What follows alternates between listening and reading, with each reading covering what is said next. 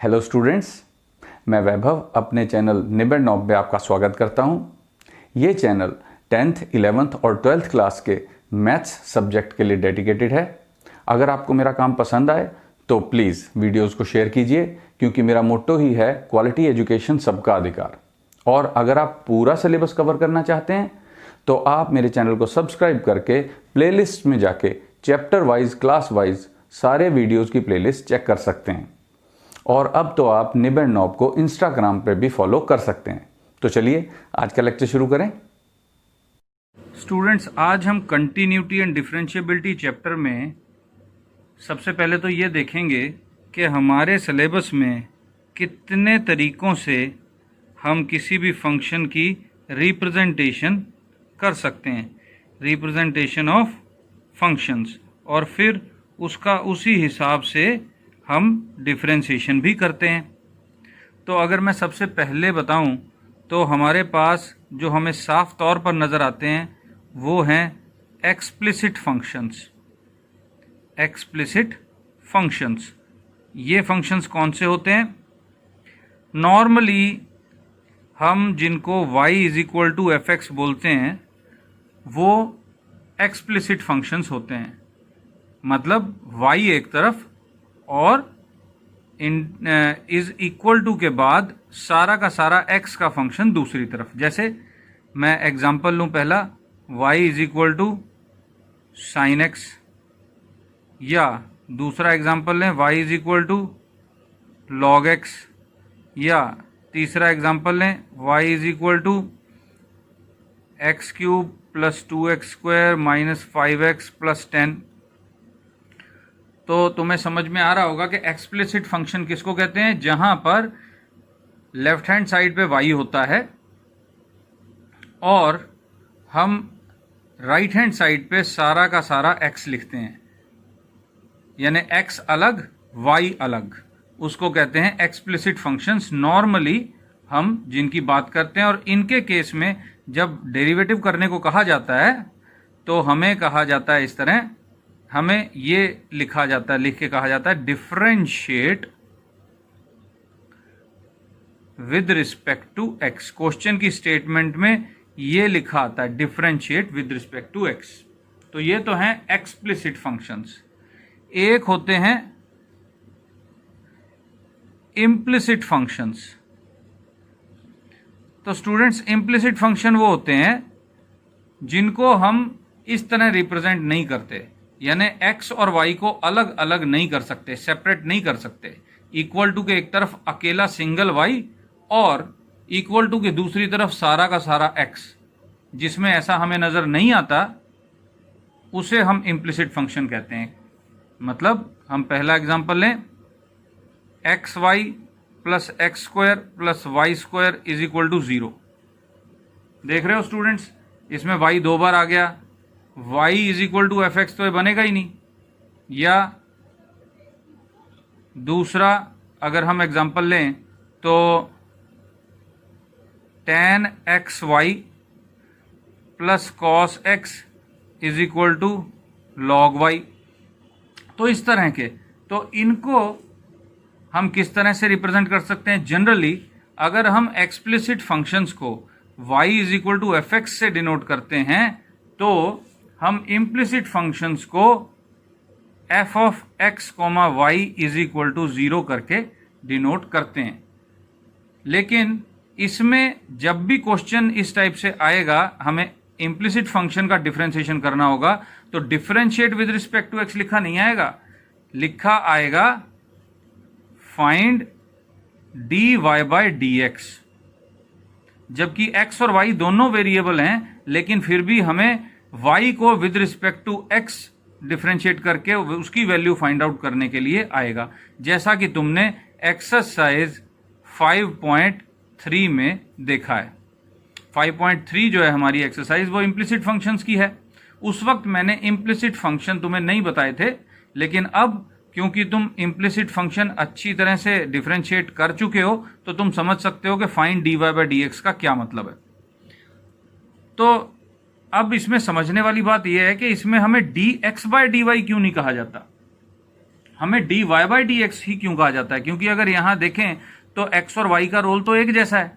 हाँ, explicit function में हमें पता है कि वाई एक्स का फंक्शन है, ये दिखाई दे रहा है, लेकिन इम्प्लिसिट फंक्शन में ऐसा क्लियरली हमें नहीं दिखाई देता।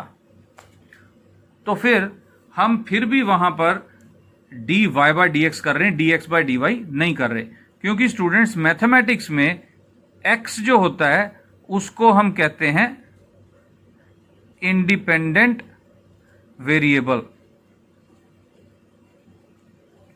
और वाई को कहते हैं डिपेंडेंट वेरिएबल। इंडिपेंडेंट मतलब आजाद, एक्स की कोई भी वैल्यू हम रख सकते हैं, और वाई क्या है? डिपेंडेंट वेरिएबल है। लेकिन ये किस पे डिपेंड करता है?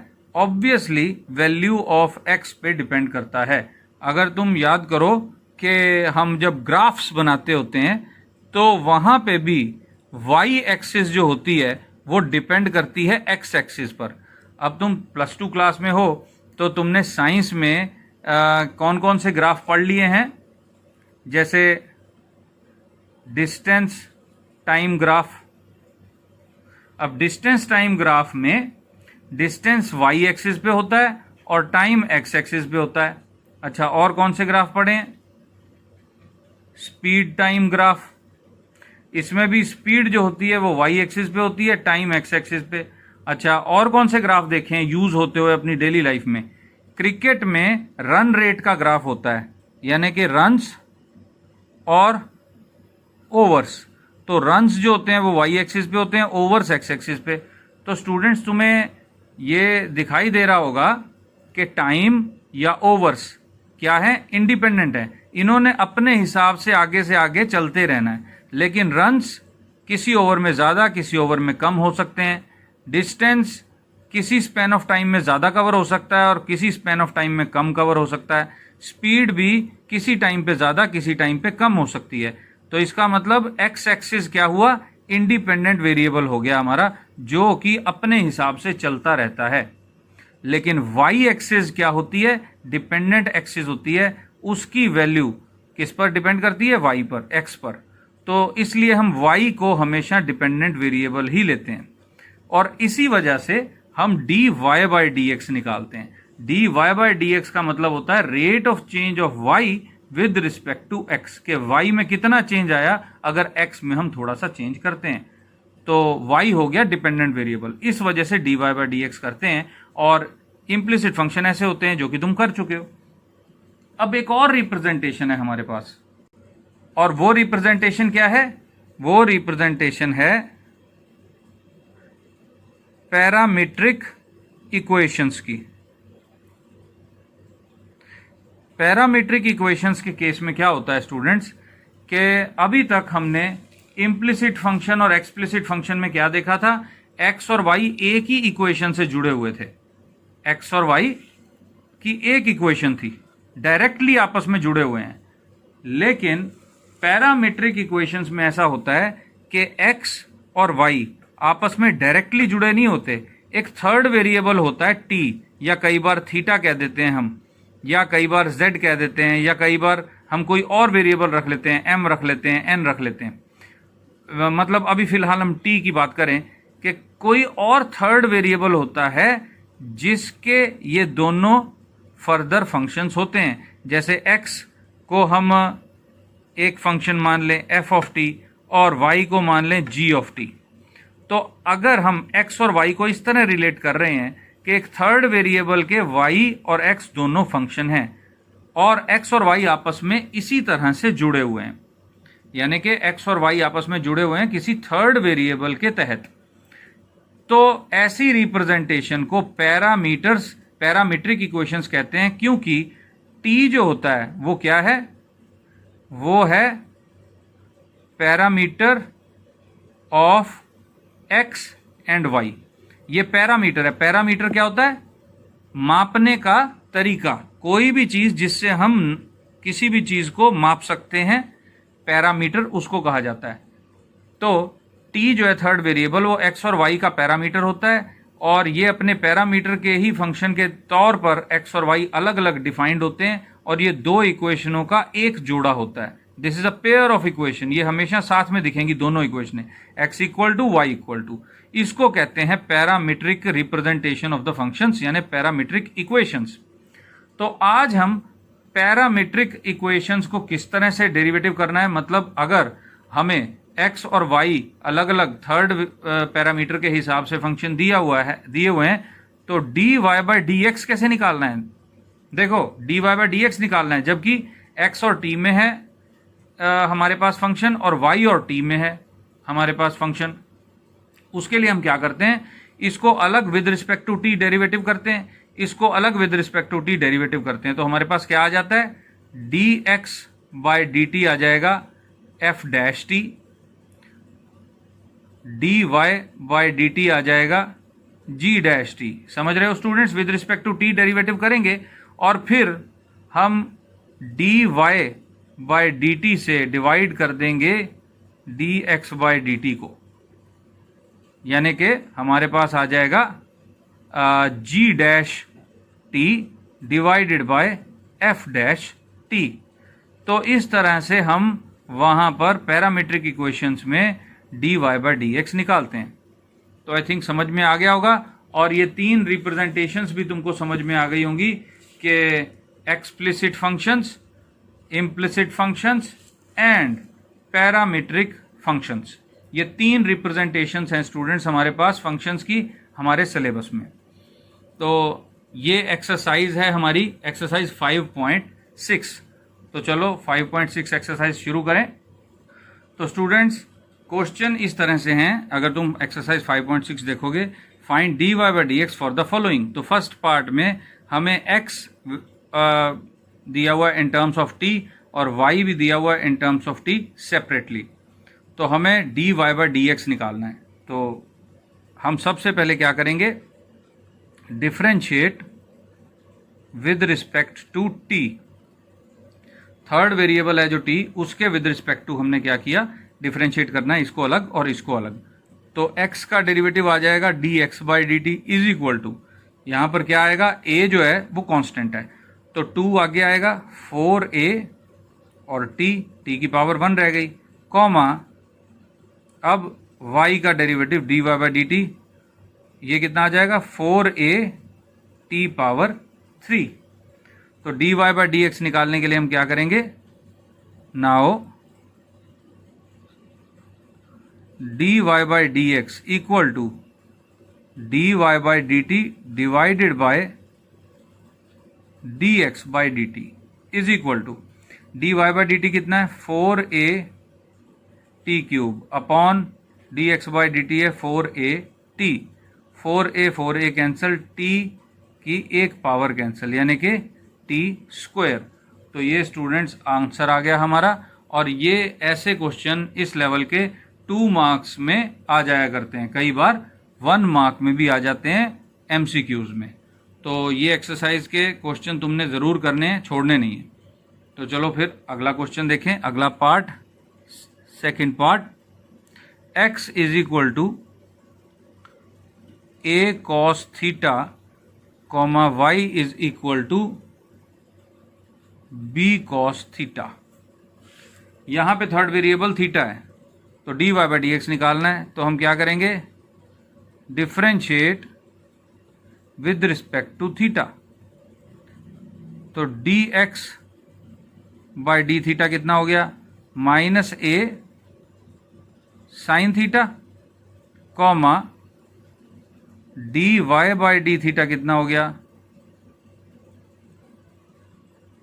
-b sine theta. अब हमने कहा now dy by dx equal to dy by d theta upon dx by d theta which is equal to -b sine theta divided by -a sine theta. तो minus का sine cancel, sine theta cancel, answer आ गया b upon a। तो ये answer आ गया हमारा। चलो अब थर्ड देखते हैं, थर्ड पार्ट इसका, x is equal to sine t comma y is equal to cos 2t। तो हमने लिखा differentiate with respect to t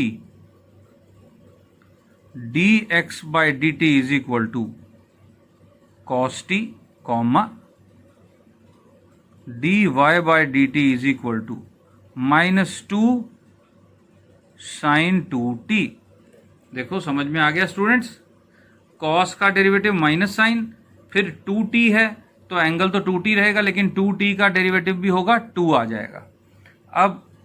अब मैंने बोला है तो लिखूंगा भी, now dy by d x equal to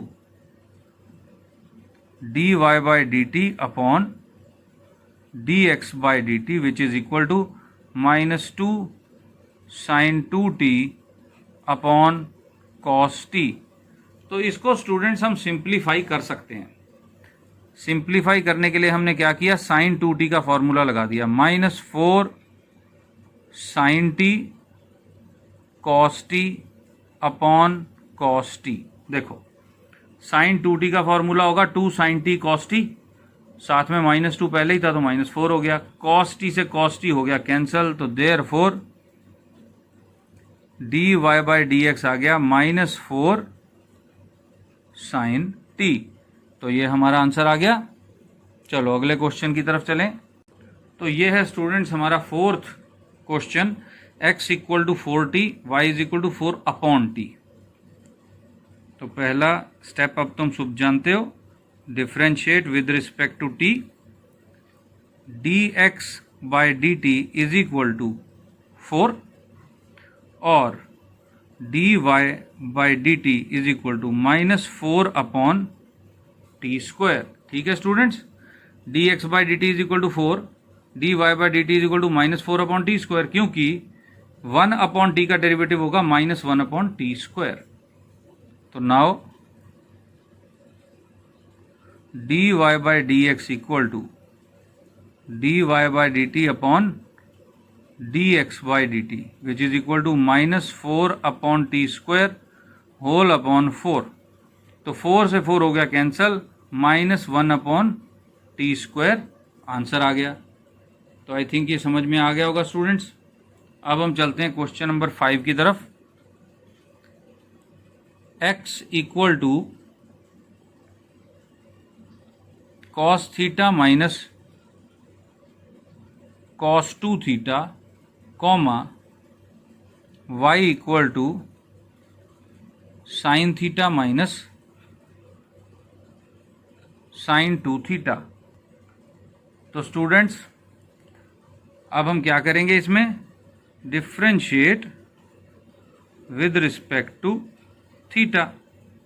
तो dx बाई डी थीटा कितना आ गया, minus sine theta plus 2 sine 2 theta. देखो कॉस का डेरिवेटिव माइनस साइन, फिर कॉस का डेरिवेटिव माइनस साइन आना था तो प्लस हो गया क्योंकि माइनस ऑलरेडी था, तो माइनस साइन 2 थीटा तो आना ही था क्योंकि एंगल 2 थीटा है, फिर एंगल 2 थीटा की वजह से 2 थीटा का डेरिवेटिव 2 भी आ गया, comma dy by d theta कितना आएगा, कॉस थीटा -2 कॉस 2 थीटा। तो now dy by d x equal to dy by d theta upon dx by d theta.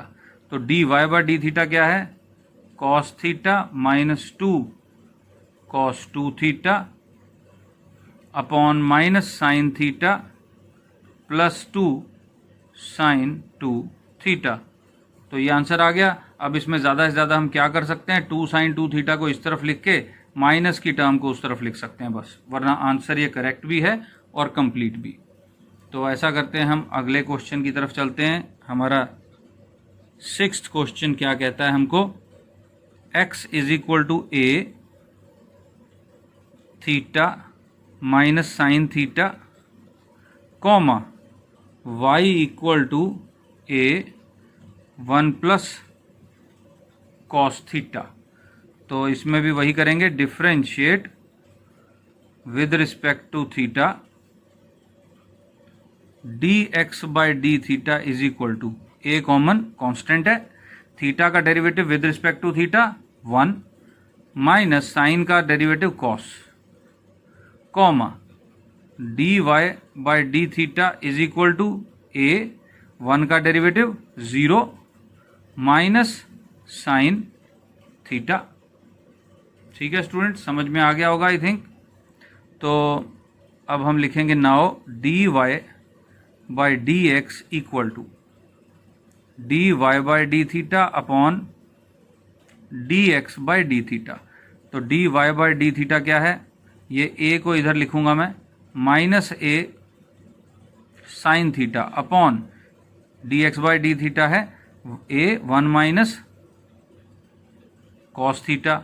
तो a से a कैंसिल हो गया, हमारे पास आ गया minus sine theta upon 1 minus cos theta. तो स्टूडेंट्स इसको थोड़ा सा सिंप्लीफाई हम कर सकते हैं। कैसे, देखो हम साइन थीटा को लिखेंगे, वैसे साइन थीटा को तो मैं बाद में बताऊंगा, पहले हम ये देखते हैं कि हम डिनोमिनेटर को क्या लिख सकते हैं। डिनोमिनेटर है 1 माइनस कॉस थीटा, तो 1 माइनस कॉस थीटा होता है 2 साइन स्क्वायर थीटा बाय 2। तो अगर मैं डिनोमिनेटर को थीटा बाय 2 यानी हाफ ऑफ एंगल करके लिख रहा हूं, तो मुझे न्यूमरेटर को भी इसको सिंप्लीफाई करने के लिए हाफ ऑफ एंगल के हिसाब से लिखना पड़ेगा। तो साइन थीटा के ऊपर हम फॉर्मूला लगा देते हैं, जैसे यहाँ पे लगाया 1 माइनस कॉस 2a का, वैसे ही यहाँ पे लगाऊंगा साइन 2a का। तो minus 2 sine theta by 2 cos theta by 2। तो 2 से 2 कैंसिल, साइन थीटा की एक पावर कैंसिल, तो हमारे पास आ गया minus cos theta by 2 upon sine theta by 2। तो ये बन जाएगा कॉट थीटा बाय 2। तो ये आ गया हमारा सिंप्लीफाइड आंसर क्वेश्चन नंबर 6 का। अब चलते हैं क्वेश्चन नंबर 7 की तरफ। तो स्टूडेंट्स ये है हमारा question number 7, x equal to sine cube t upon root cos 2t, comma y is equal to cos cube t upon root cos 2t। हम क्या कहेंगे, पहले हम कहेंगे differentiate with respect to t। तो dx बाय dt कितना आएगा, देखो यहाँ पे हम लगाएंगे कौन सा rule, quotient rule. Quotient rule में क्या होता है, मैं एक बार याद करा देता हूँ तुमको, d by d x of f by g, ये क्या होता है, पहले ऊपर वाले का डेरिवेटिव, नीचे वाला एज इट इज, माइनस ऊपर वाला फंक्शन नीचे वाले का डेरिवेटिव अपॉन नीचे का स्क्वायर। तो ऊपर वाला फंक्शन क्या है, न्यूमरेटर साइन क्यूब टी, इसका डेरिवेटिव करो 3 साइन स्क्वायर टी, पावर का डेरिवेटिव हो गया पहले क्योंकि पावर होती है, उसके बाद साइन आ गया, साइन का डेरिवेटिव कॉस टी, और नीचे वाला function under root cos 2t as it is, फिर लगाया माइनस, पहले हमने लिखा न्यूमरेटर को साइन क्यूब टी, और फिर हमने अंडर रूट कॉस 2t का डेरिवेटिव करना है। तो अंडर रूट का डेरिवेटिव होता है 1 upon 2 under root cos 2t, under root में अंडर रूट आ गया, और अब कॉस 2t का डेरिवेटिव कितना होगा, माइनस 2 साइन 2t। देखो इसको ऐसे देखो तुम, थोड़ा सा हौच पौच हो गया स्टूडेंट, थोड़ा सा ध्यान से देखने की जरूरत है। अंडर रूट कॉस 2t का डेरिवेटिव करना है, तो अंडर रूट का डेरिवेटिव होता है 1 अपॉन 2 अंडर रूट, जो अंदर है वो एज इट इज रहेगा, उसके बाद हम कॉस 2t जो अंदर है उसका डेरिवेटिव करते हैं। तो कॉस का डेरिवेटिव माइनस साइन, 2t का डेरिवेटिव माइनस 2, और होल अपॉन जो g का स्क्वायर, देखो यानी नीचे जो फंक्शन था उसका स्क्वायर, यानी कॉस 2t अंडर रूट का स्क्वायर। तो इसको ज़रा ध्यान से देखना, अब मैं क्या करूँगा, dx by dt is equal to, देखो अब ये 2 से 2 कैंसिल हो गया, अंडर रूट कॉस 2t जो है वो एलसीएम आ जाएगा जब यहाँ पे, तो cos 2t अंडर रूट से यहाँ मल्टीप्लाई होगा तो ये अंडर रूट हट जाएगा, स्क्वायर रूट का स्क्वायर हो जाएगा तो रूट हट गया, स्क्वायर भी हट गया, cos 2t आ जाएगा। और ये जो under root cos 2t LCM है वो कहाँ आएगा अल्टीमेटली, यहाँ पे आएगा इस डिनोमिनेटर के मल्टीप्लाई में। तो देखो मैं लिख रहा हूँ 3 sin square t cos 2t। देखो cos 2t कहाँ से आ गया, ये स्क्वायर रूट था, ये स्क्वायर रूट यहाँ मल्टीप्लाई होगा एलसीएम की वजह से, और फिर ये एलसीएम जो है वो नीचे मल्टीप्लाई आ जाएगा, माइनस प्लस हो गया क्योंकि ये माइनस और ये माइनस है। हमारे पास आया sign cube T into sine 2t, ये साइन 2t है, होल अपॉन cos 2t, ये तो स्क्वायर रूट के साथ स्क्वायर कैंसिल हो गया, into under root cos 2t, ये आ गया। इसको थोड़ा सा सिंप्लीफाई कर लेते हैं स्टूडेंट्स ताकि हमारा आंसर सही आ सके। तो dx by dt is equal to, यहाँ पर साइन स्क्वायर टी फिलहाल हमें कॉमन दिखाई दे रहा है तो मैं ऐसा करता हूँ साइन स्क्वायर टी ले लेता हूँ कॉमन, 3 cos t ब्रैकेट में cos 2t का फॉर्मूला मैं पुट करूंगा 2 cos स्क्वायर t माइनस 1, और प्लस में अब साइन स्क्वायर तो निकल गया यहाँ से तो साइन t रह गया, और साइन 2t की वैल्यू पुट कर रहा हूं मैं 2 sin t cos t whole upon cos 2t into cos 2t का अंडर रूट। अब तुम देखो यहाँ पर cos t, ये एक टर्म है cos t और ये भी एक ही टर्म है, मल्टीप्लाई में cos t कॉमन है, तो dx बाय dt की वैल्यू आ गई साइन स्क्वायर t और cos t, ये दोनों आ गए common, bracket start, 3 cos t तो बाहर निकल गया, 3 इंटू 2 यानी कि 6 cos square t minus cos t बाहर है, 3 इंटू माइनस 1 3 प्लस यहाँ पे ये 2 है सबसे पहले, फिर cos t निकल गया तो sine t into sine t sine square t whole upon, इसको हम लिख देते हैं cos 2t की पावर 3/2। देखो ये पावर 1 है और ये पावर हाफ है, दोनों जुड़ जाएंगी, 1 plus half is equal to 3/2। अब थोड़ा एक स्टेप और इसको हम सिंप्लीफाई क्यों कर रहे हैं स्टूडेंट्स, क्योंकि अगर हमने इस फॉर्म में आंसर दिया तो वो काफ़ी ज़्यादा कॉम्प्लिकेटेड होगा, और मैं तुम्हें श्योरिटी देता हूं कि इसको बहुत ज़्यादा सिंप्लीफाई किया जा सकता है, बहुत ही ज़्यादा सिंप्लीफाइड निकलेगा, इसलिए हमें ये करना पड़ रहा है। तो dx बाय dt कितना आ गया, sine square t cos t bracket start 6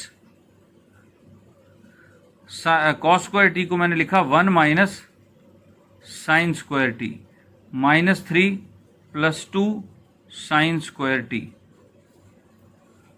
whole upon cos 2t की power 3/2।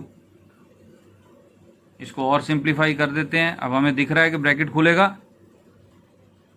dx by dt is equal to sine square t cos t bracket start 6 minus 6 sine square t minus 3 plus 2 sine square t whole upon cos 2t की power 3/2।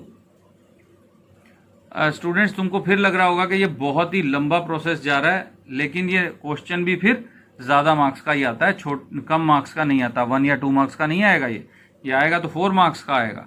इसलिए इसकी practice कर लोगे ना तो parametric अच्छी तरह से एक्सपर्ट हो जाओगे तुम। और एक बात और कि तुम्हें ये पता चलेगा कि जितना मर्जी कॉम्प्लिकेटेड लग रहा हो, ट्रिग्नोमेट्री की एक बहुत ही बड़ी ब्यूटी है, और वो ये कि ये इतना सिंप्लीफाई हो जाएगा कि तुम हैरान हो जाओगे। इसीलिए मैं ये सिंप्लीफाई करता चला जा रहा हूँ। dx by dt is equal to, थोड़ा सा पेशेंस बस तुम्हें रखनी पड़ेगी इसको सॉल्व करते वक्त। 6 माइनस 3 इज 3 और माइनस 6 साइन स्क्वायर टी और प्लस का 2 साइन स्क्वायर टी, ये बन जाएगा माइनस का 4 sine square t whole upon, अब देखो थोड़ा सा तो तुम्हें लग रहा होगा कि ये सिंप्लीफाई हुआ है। अब हम अभी तक तो हम क्या करते आए हैं देख लो, d x by d t, और अब हम करेंगे d y by d t. D y by d t ये है question, cos cube t upon cos two t का स्क्वायर रूट। तो d y by d t पता करता है हम। देखो उससे पहले एक बात और स्टूडेंट्स, के कमेंट्स में जाके मेरे वीडियो को 1 to 5 स्केल पर रेटिंग ज़रूर देना, 1 लोएस्ट और 5 हाईएस्ट। और अगर कोई सजेशन हो तो तुम ज़रूर उसमें लिखना। अगर मैं अप्लाई कर पाया तो ज़रूर अप्लाई करूँगा, ताकि मैं तुम्हारी और अच्छे ढंग से मदद कर सकूँ। अगर 10th 11th और 12th क्लास में तो तुम हो ही, इन तीनों क्लास में से कोई भी एक चैप्टर देखना हो या किसी को शेयर करना हो, अपने फ्रेंड्स को बताना हो, तो सारे चैनल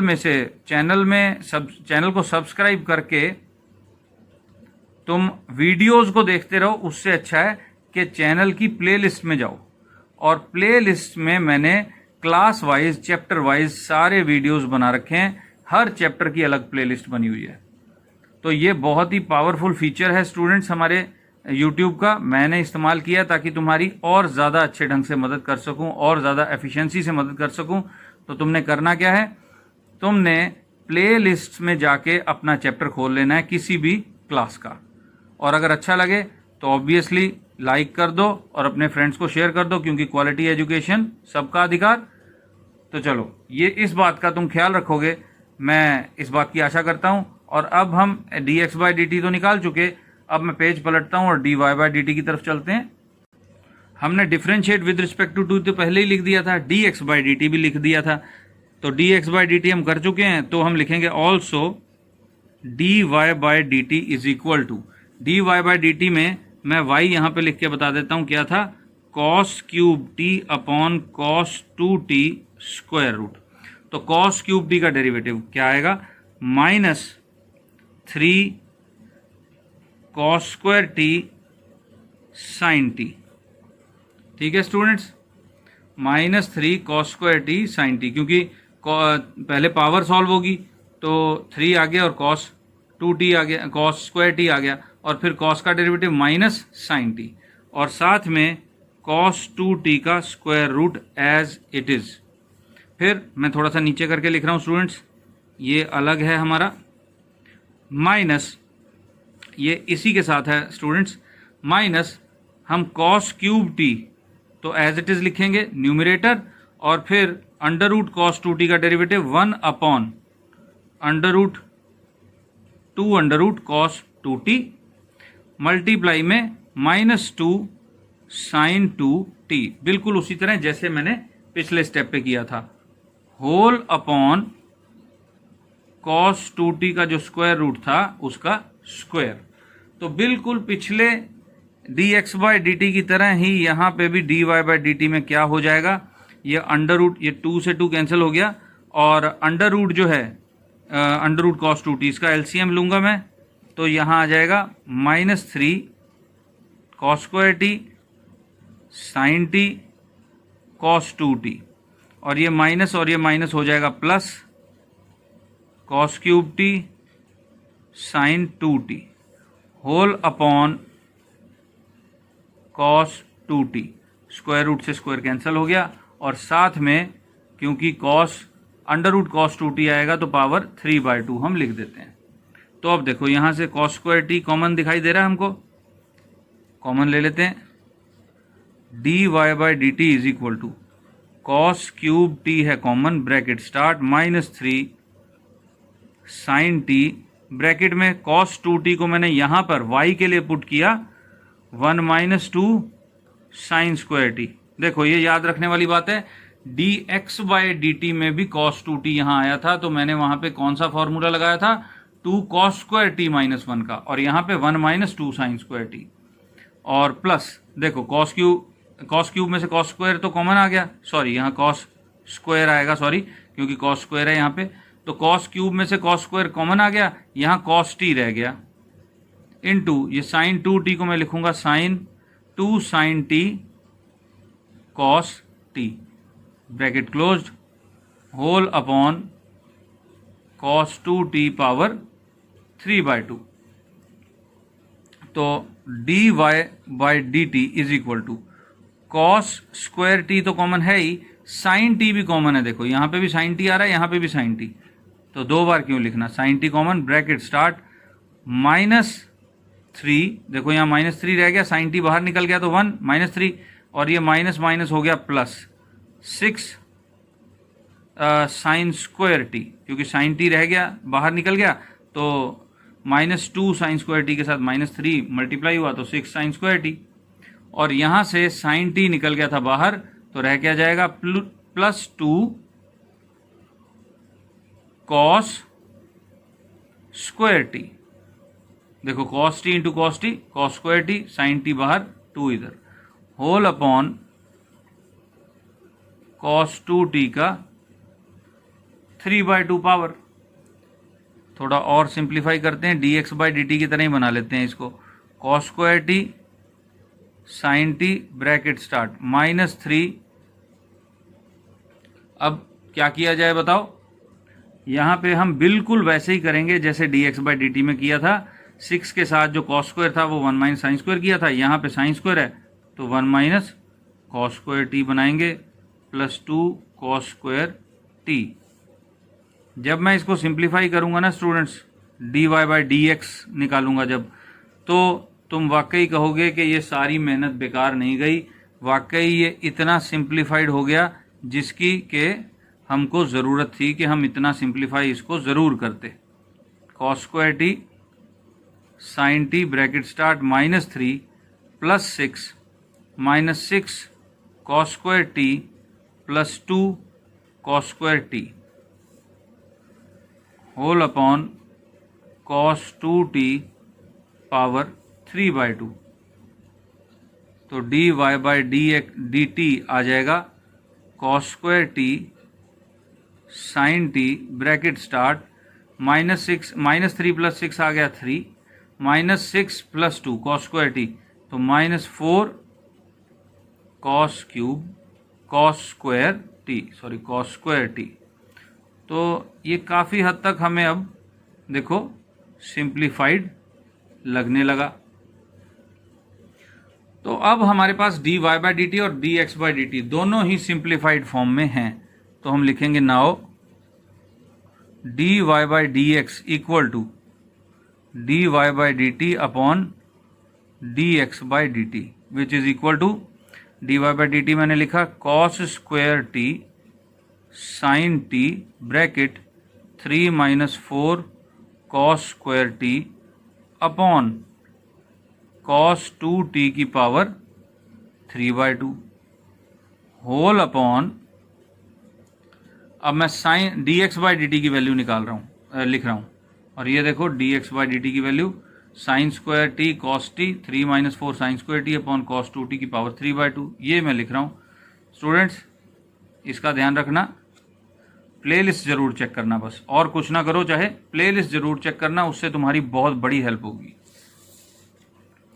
तो sine square t cos t bracket start 3 - 4 sine square t whole upon cos 2t की पावर 3/2।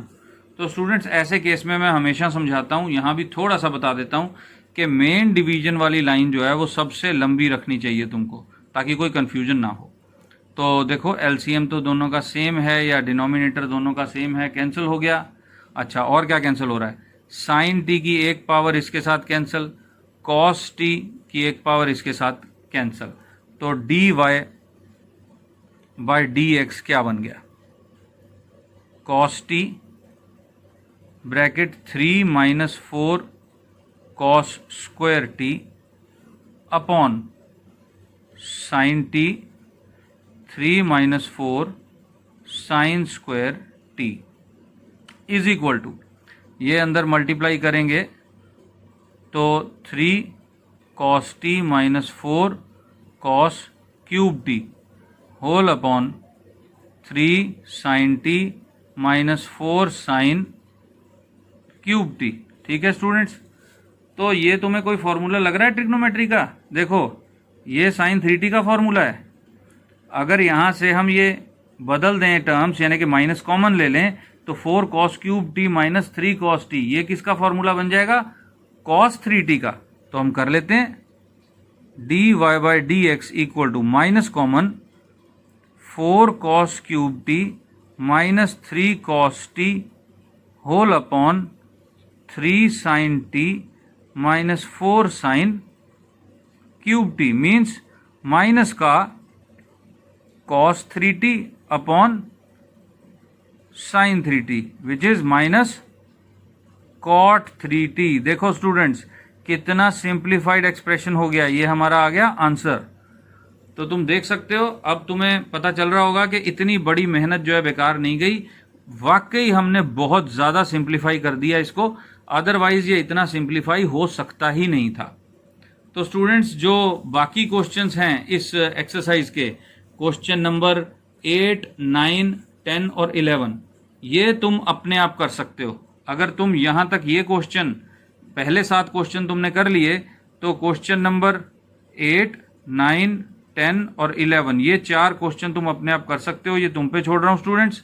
अब हम अगले पीरियड में या अगली क्लास में सेकंड ऑर्डर डेरिवेटिव डिस्कस करेंगे, जिसमें से कि अगेन 4 मार्क्स का क्वेश्चन बहुत ज़्यादा बार आता है। तो ये जो तुम्हारा टॉपिक था, इसके लिए बेस्ट ऑफ लक, प्रैक्टिस करो पैरामेट्रिक इक्वेशंस की। और मेरा लेक्चर सुनने के लिए थैंक यू स्टूडेंट्स।